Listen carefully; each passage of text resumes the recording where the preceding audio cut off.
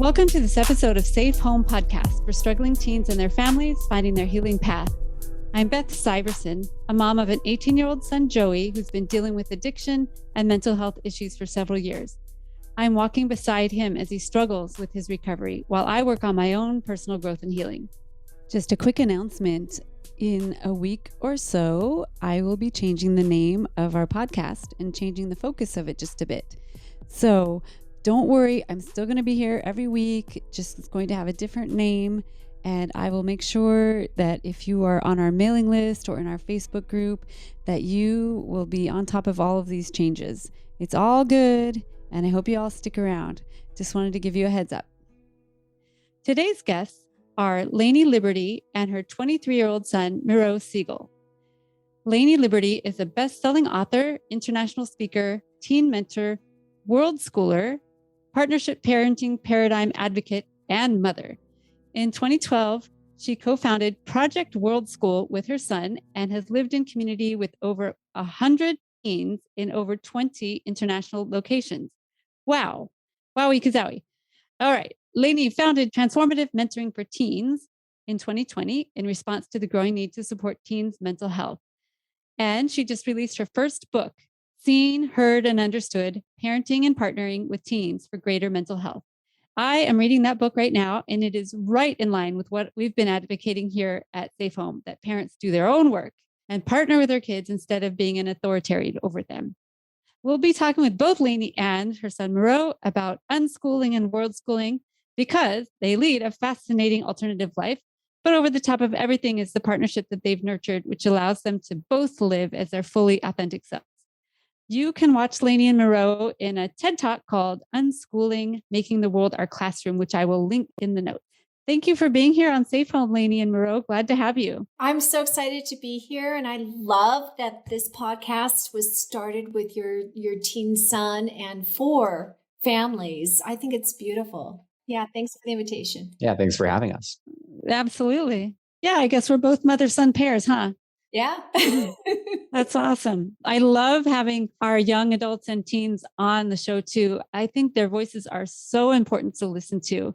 And I think a lot of times parents just stay in their own little bubbles talking to other parents all the time, where if we can hear from those of the kids that are able to share their insights like you do, Miro, and like my son does, I think that's so critical. So thank you for taking time out of your busy life to be here with a couple of moms. So where do you guys live now? So we're both in Guanajuato, Mexico, which is in the center of Mexico, north of Mexico City by a couple hours. Okay, good. And do you live together or separate? No, we live separately.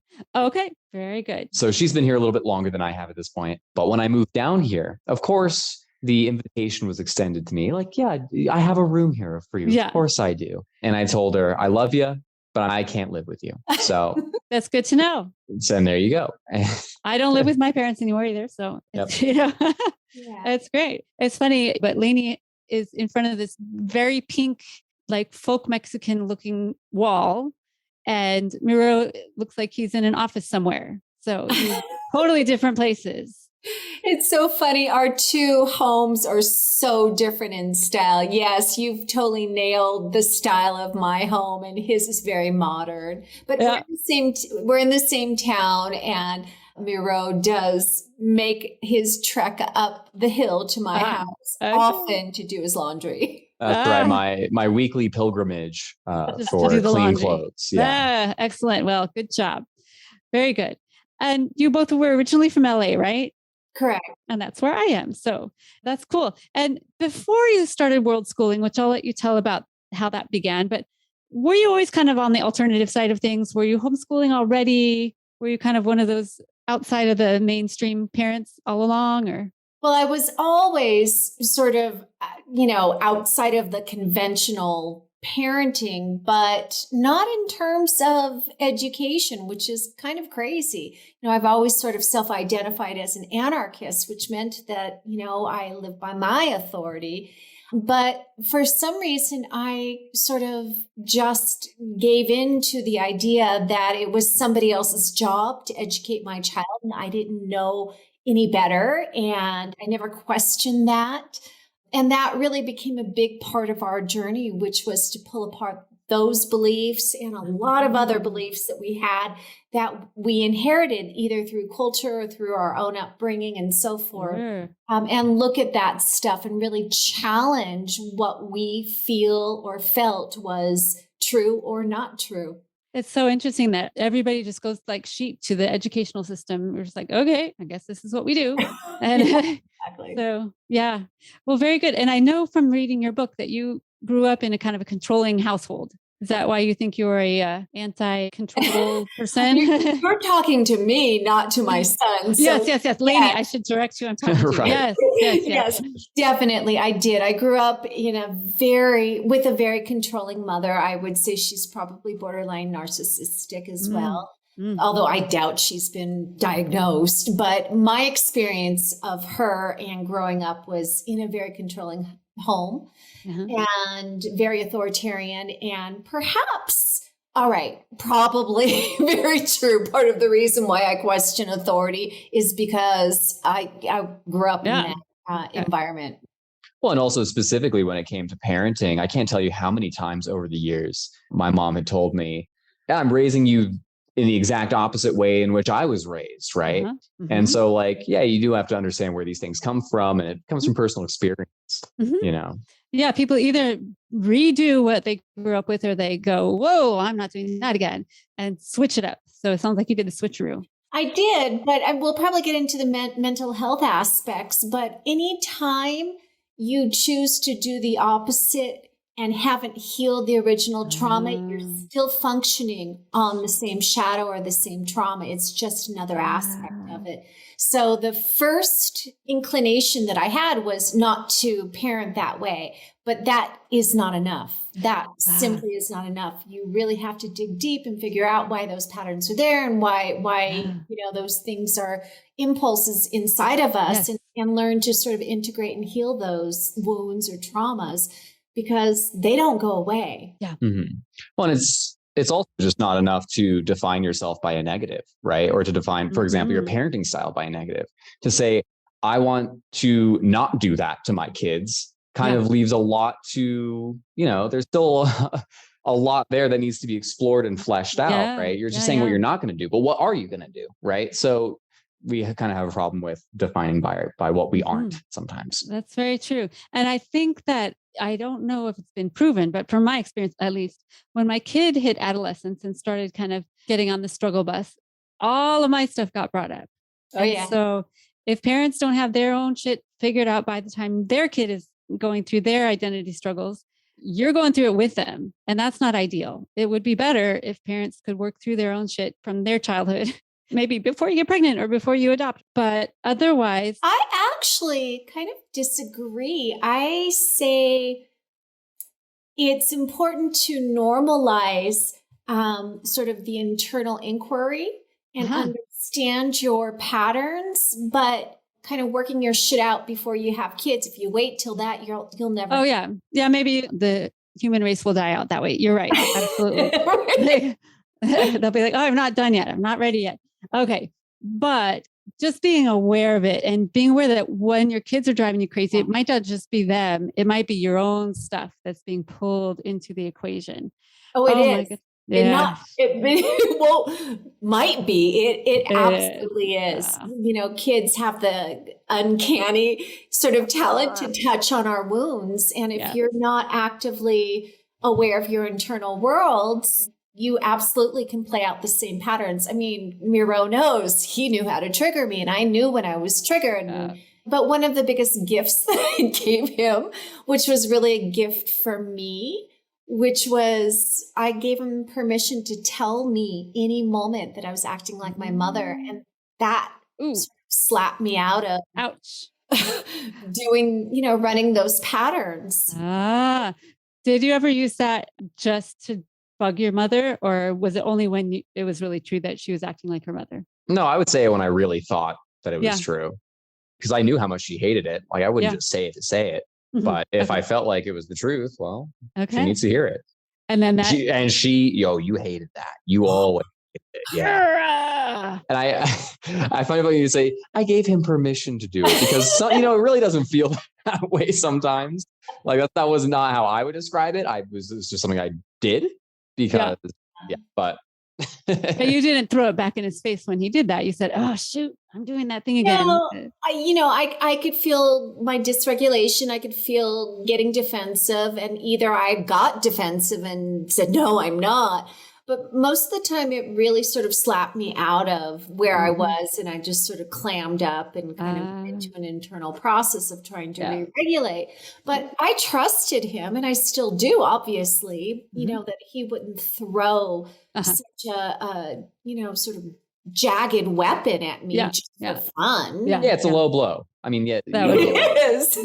You would never do that. Good job. Good job. So let's talk a little bit about world schooling, because you guys live a very unconventional life, and people probably haven't heard of world schooling unless they're really in an alternative education kind of environment, right? Yeah. What is it? How did you get started with it? What prompted it?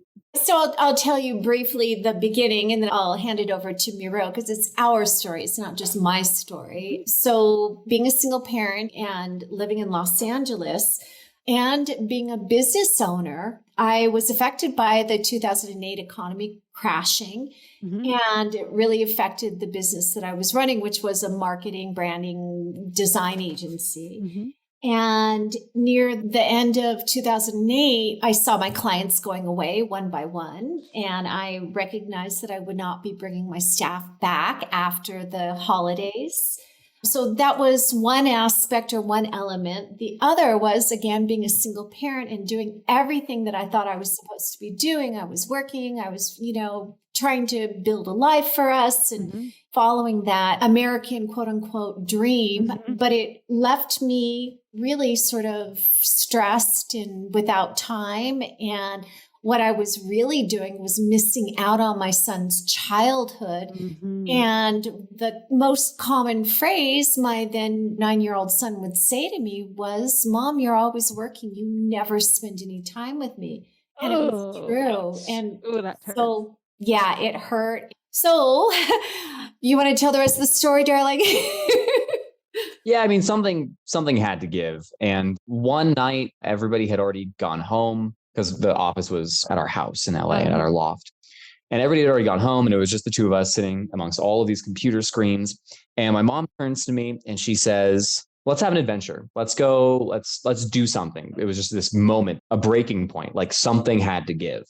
And she proposed a backpacking trip. We would go off for a year, just travel together. And then the idea was maybe we would resume our normal life thereafter somewhere in the States, or maybe relocate somewhere else. But that was kind of the idea. And being a 9-year-old kid who didn't spend enough time with his parents, I really just was very deeply unhappy. Like I hated the school system. My schooling experience was like just really not a great fit at all. And I was emphatic about it. I said, yes, like that sounds awesome. Let's go for it. So we, preparations were set underway. In about 6 months, we had given up and sold everything. We'd rehomed our dog. We had just completely like uprooted our entire life there. Wow. And we set off. So we started traveling. And in that first year, we were really traveling kind of like tourists, and we were traveling off of, the savings that we had from selling all of the things. And, so it was kind of a different mentality. But about 8 months into that first year, which was supposed to be our only year, we realized that this was more than just a temporary foray into the world. This was going to be like a lifestyle. And neither one of us really wanted to return to a sedentary lifestyle. I didn't want to return to a public school or a traditional schooling environment. My mom was also not very keen on that. That entire first year, I was completely self-directed. There was no curriculum. I was learning as we were traveling. And 8 months in this backpacking trip where we were supposed to have traveled from Mexico to Argentina in 1 year, we had only made it as far as Guatemala. And 8 months in, we realized, this is it. This is going to be our life. And we just restructured. We reprioritized everything. And at this point, I've spent more than half of my life outside of the US. Wow. So what he's forgetting to tell you is I'm somebody who, you started to read my book. I love using tools. Tools to me are really important. I need to have scaffolding or some sort of foundation to help me understand how I'm moving around, you know, or navigating certain things. And so one of the deals that my son and I made before we set out was, let's try and say yes to everything. Let's just try and say yes. Because I had spent so many years saying, no, I have to work. For me, it was really powerful. And he knew that. He was all on board of the saying yes part. And when he asked me 8 months into the travels, can we continue doing this forever? Yeah. So yes, had to be the answer, but we both came to the same conclusion, and it was what it was. But I know you're anxious to talk about partnership parenting, but to give you the background of how it all started, and then all the years that we spent traveling and living nomadically together 24/7 in partnership. That really is the basis of what I wrote about in the book, which is partnership parenting and what that looks like to live in partnership and not to be the boss of anybody, and to walk side by side versus me pulling him or him pulling me. It was our lived experience, and it was very intentional. Yeah. Now, just for people that aren't really entrenched in the homeschooling or unschooling world, that first year, were you unschooling, or how did you legally, because don't you have to legally school your kids? Like, how did you do that the first year when you weren't really already a homeschooler? I'll let you answer the legal part of that question. Okay. So, I mean, it's the implication that somebody has authority over how I'm raising my child. At the time in California, I disenrolled my son and I said, we are going to homeschool. Okay. And what state are you living in? We are not living in the United States. Therefore, nobody had jurisdiction over us in terms of legal requirements. Now, if I was, I don't know, somehow obligated to the state system and going back and was concerned about my son getting some sort of accreditation, then probably I'd have to jump through some hoops. But it was it was like second nature for me to say, okay, well, you don't have authority over us. And why do I need to follow your rules? Yeah. And I knew intuitively that 1 year of travel, which is what we had planned on, would give my son way more than oh my gosh, ever. Yeah. And you weren't dragging workbooks with you, I don't assume. Your education was on the road, like real life. Yeah. Museums and experiences and interacting. Language, oh my gosh. Politics and geopolitics, economics, geography. What was not covered? Yeah. I mean, I couldn't even tell you, because everything was covered. Science, art, humanities. And there are people that unschool but just stay home and do it. Sure. Right. But your version was, they call world schooling now. Did you invent this, or was it already going? Well, we didn't invent it. We didn't invent learning from the world, but we sort of popularized it by giving it a name and talking about it. And you mentioned in the intro, the TEDx talk that we did. We did that in 2016. Miro and I were on stage together. And I think you were 15 or 16 at the time, I think. Something like that, yeah. And we were talking about learning from the world and all the richness that the world gave us from an educational perspective. And so we popularized it. We didn't quite invent it. We're often credited with founding the movement, and we've done a lot of work within the movement to build community and to support one another. And, you know, we both facilitate world schooling trips. And also one of the things that we added was world schooling conferences. And we're about ready to host our 10th world schooling conference. So we've been at this for a while. Nice. Yeah, and I think that's a good way of putting it. I think saying that we popularized it is fair. I hesitate to say that we founded the movement, because it's like, you know, people have been doing this for a long time. Yeah. But there hasn't been, at least historically. Now there's more, because there's more people that have gotten into it. Yeah. But historically in world schooling, there haven't been as many people that were so intent on the community building aspect of it. And really that's where, I mean, my mom went crazy with that. Let me tell you, for years, like that was her life. It was building this community and bringing it to other people and like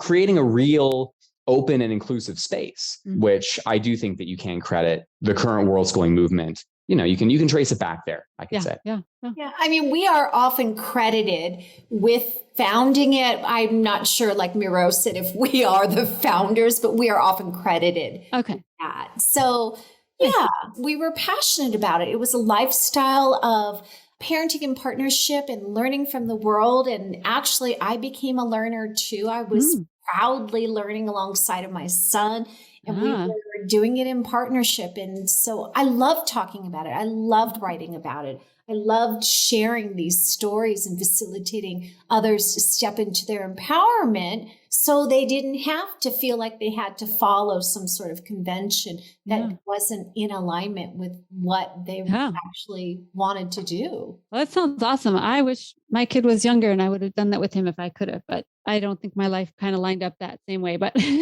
how about this? I would have loved to be the student in this world schooling endeavor. That would have been awesome. We're both living in a country that's not our home country. Some people call it third culture kids or that sort of thing. Whenever you're traveling, you're learning, right? Even when you're not traveling, you're learning. I mean, you can't help but to learn. That's right. Because we have brains, and brains are learning machines. And just by virtue of them functioning, we're learning. So Miro, can you walk us through, like, you're 10 years old, you're on this 1 year of world schooling. What does a day look like? And how does that partnership happen? Like, how can a 10-year-old know what the heck you want to be doing? I mean, how did that look in real life? It's difficult because I don't really think we had any average days, right? I think every day was very, very, very different, very distinct. But there were a couple of elements that would go into it. I would say the first thing that's important to understand, when I was 10 or 10 to 11 to 12 even, left the US, and I had been schooled my entire life up until that point in a more conventional way. And one thing that really came up pretty heavily was the deschooling process for me. So I had to unlearn a lot of behaviors and priorities. I mean, you take a 10-year-old who's been schooled their entire life and you just drop them into a situation and say, okay, you are free to make your own decisions now about the way you spend your time, about your bodily autonomy, about people, the company that you choose to keep, stuff like that, right? And of course, there's going to be a period where you're going to overcorrect, right? As a kid, I remember in those first couple of years, really the thing that I was most interested in doing was, and I'm sure this is going to come as no surprise to most parents of 10-year-olds. I'm sure it's still the same now. I just want to play Minecraft. I was going to say video games. I want to play games. And I have the time now. This is always stuff that I've enjoyed. I just want to do that. And so I would do that for a lot. I would do that for long extended periods of time. But there was always this understanding. This takes me to my second part, which I want to talk about, which was, and this is going into the idea of being raised in a partnership paradigm. And there was always this implicit understanding that I could do that so long as my mom could do the things that she wanted to do, right?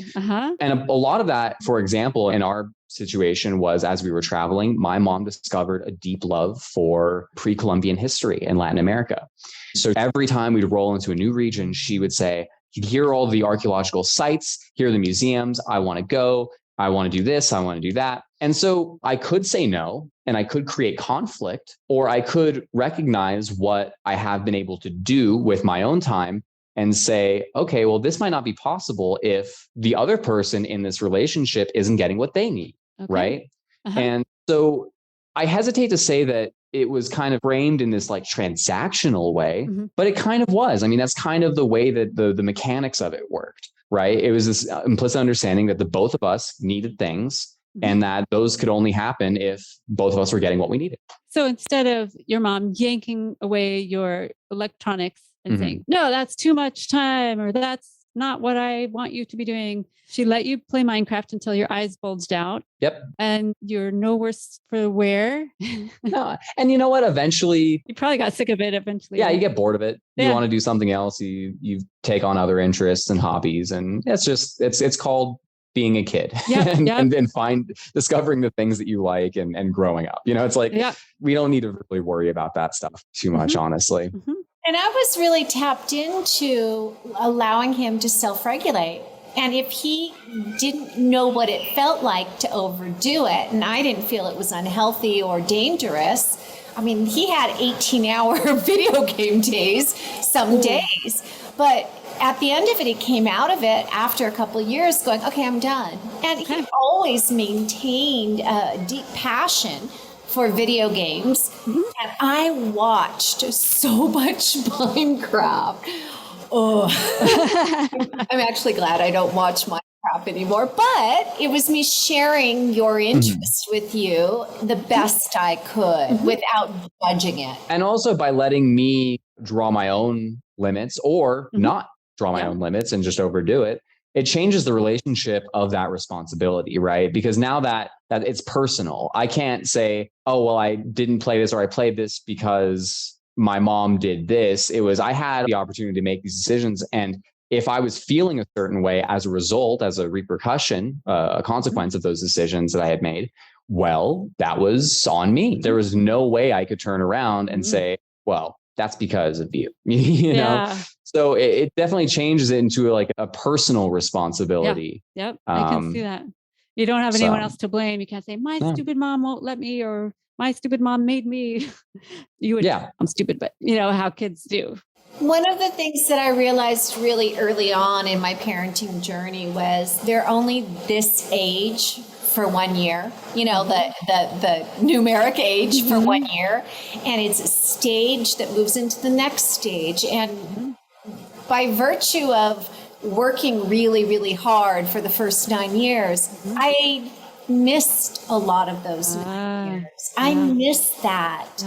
And so, okay, so 11 and 12 look like a lot of video game playing, but oh my gosh, she's a better person for it because his 11 and 12 were not filled with authority and control. They were filled with support and love. And that looks very, very different because in essence, as parents, we're nurturing a relationship. We're nurturing a connection, you know, and a lot of times parents, if they get triggered or they're worried about what's happening now, it's very, very, you know, single-sided. It's like, okay, in this moment, you're really annoying me and I have judgment. Well, how does that nurture a connection? Yes. Let me just pause real quick. Miro, is your mom's audio like coming out fuzzy? Yeah. And it wasn't earlier, so I don't know. It just started raining. It's pouring. It's pouring. I can hear it outside my house. I thought it was static. I recognize it. It's raining. I love that you use those words nurturing and acceptance. And those are words that we use over here in our family all the time. It's actually Joy's favorite word is nurturing. When I say, what do kids need in your situation? He goes, we need to be nurtured. You don't punish us. You know, if you find a vape pen in my backpack, don't punish me. Don't scream at me or take stuff away. Figure out what is going on. What are you needing? What's happening in a non-judgmental way? So therefore you stay connected. The connection is the most important piece, not doing exactly what I wish you would be doing. Because that's my trying to form you into a certain thing. And boy, along this way, I've learned to let go of my idea of what I wanted our son to be, you know, with our journey. Every day, it's a little bit more. Okay. He's going a different direction than I would wish, but it's okay. Sounds like you guys have A+ on that, nurturing and acceptance. Yeah, definitely. I think that's probably one of the largest problems in parenting is the idea of, I guess, just like ownership over the kid's life. You know what I mean? So I feel like, you know, obviously as a parent, you have responsibilities and you're there to nurture them, to protect them, to help them, to support them. But you shouldn't really have any stake in, you know, what your kid chooses to do in the end, because at the end of the day, I mean, that's their decision, right? It's their own life. These are choices that they have to make for themselves. Right. And in that, one of those choices is who they want to be. Right. And I think that's one of the largest things one of the things that causes like probably the most amount of conflict between parents is just, it's unfair. It's unfair to say that. I didn't do anything the way my parents wished I did in the end. I did at the beginning. I went to school and did the things they wanted me to do, but I am not their religion. I'm gay, I'm vegan. I mean, the list goes on of ways I am different than they wished I were. But we've all learned to live together not together, but live with each other and accept one another. And when I think, oh, I wish Joey would do blank, I think, well, I bet your parents wish you were not gay, or I bet your parents wish you whatever.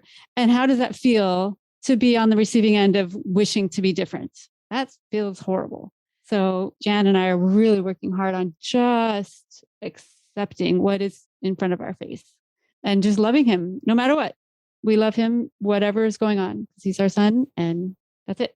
Yeah. I mean, we want to raise children that have agency, right? Mm-hmm. I mean, because ultimately their life is their life. Right. And control does not create connection. Control actually, severs connection. Absolutely. And it's not our place to judge what's right for one person based on your own particular, worldview or preference or whatever. We learned a lot about worldviews and perspectives by traveling. And we got to see this in action, and that kind of external world sort of lessons helped us to internalize through these real world examples of how we could see the same thing from a different perspective. Can you give us an example of ways you saw the same thing in different countries or different cultures? Yeah, we always tell this one story. We were in this tiny coastal town on the coast of Ecuador, and we did a little bit of volunteer work with one of the local conservation centers there that was centered around conserving the whale population, local whale population. There were a lot of conundrums that we had to navigate because not only were we dealing with the conservationists, we were also interacting with educators, who were working in the local school systems, and that they were educating the kids in certain ways. We were interacting with the fishermen, their entire lifestyle, all their families supported by, this industry. Right.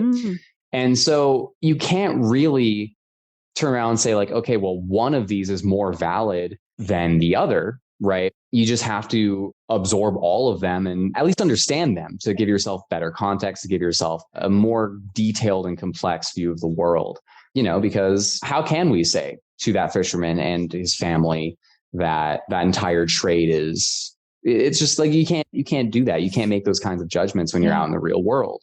And so we were kind of experiencing that on a macro level. And I think that definitely did translate as well to a deeper understanding of self and, these kinds of contradictions that exist within all of us, within our own internal worlds.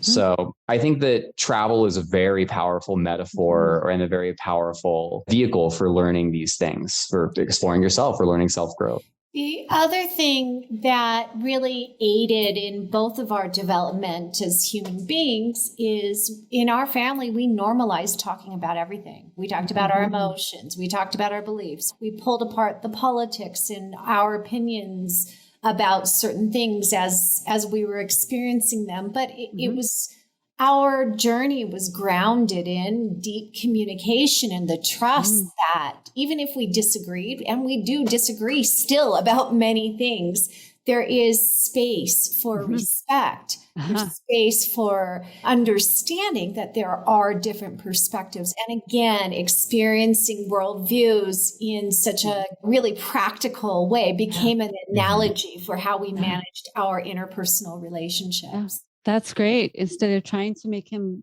do what you want him to do, you guys are individuated and respectful of each other. That's amazing. That's so not the regular traditional paradigm where the parents get to decide. I just want to say, as a caveat, I will hold up the sign saying I'm imperfect, and I let you know that I fucked up many times and that I was judgy and I did hold expectations, but it wasn't the norm. But I am human. So those things are a part of it. But we had the language to unpack that. Well, I think that in of itself is the most powerful parenting act, right? Is demonstrating to your kid that you are not a god, demonstrating that, you can make mistakes. And that's a good thing because you're preparing your children for a lifetime which will inevitably be filled with their own mistakes For too. sure. We're never going to not make mistakes. Right. But how can we best navigate it when we do? That's right. What resources do we have? And having a parent that is like willing to admit and to make the situation better, it just shows that it's okay to fuck up. Yeah. And you're going to. It's actually good to show that you can fuck up. And here's what to do when you do that. Absolutely. Here's the steps we take. And we're not totally losers if we mess something up. We just get help and fix it and whatever. Move on. That's such great lessons. Miro, in what ways has your world schooling experience and your partnership with your parents, how has that impacted you? Now you're a grown up. I don't even know what you do for a living, or maybe you just still travel around. I don't know. How has that created your sense of self? I mean, it's a difficult question just on its face, because of course it's the only life that I know. I suppose. Right. So I have no real like basis for comparison. Huh. I mean, I've got some ideas. First of all, so I am working. I work online. I actually am working as I hesitate to say educator. I like to call myself more of a facilitator for learning. Okay. But I work with kids. So I work with kids between the ages of 9 and 13 who are also self-directed. And, it's my job to essentially just delve into whatever they want to learn and learn it alongside them and demonstrate how they can do that better. Cool. So we do a lot of that stuff. So we have an online business. It's really great. I actually start my next term in about a week here. I'm really looking forward to it. And what's that business called? And this is called The Hub. Okay. So The Hub, you can find it at TheHub.community. Great. It's a really great program. So nice. I guess in some ways, that's another example of like my lifestyle leading up to this. I don't have any credentials. I don't have a GED. I have been completely schooled, I guess, or educated. I've learned, let's say, outside of the system, but that has not barred me from having these experiences and having these opportunities either. I found programs that were a natural, perfect fit for me. I reached out.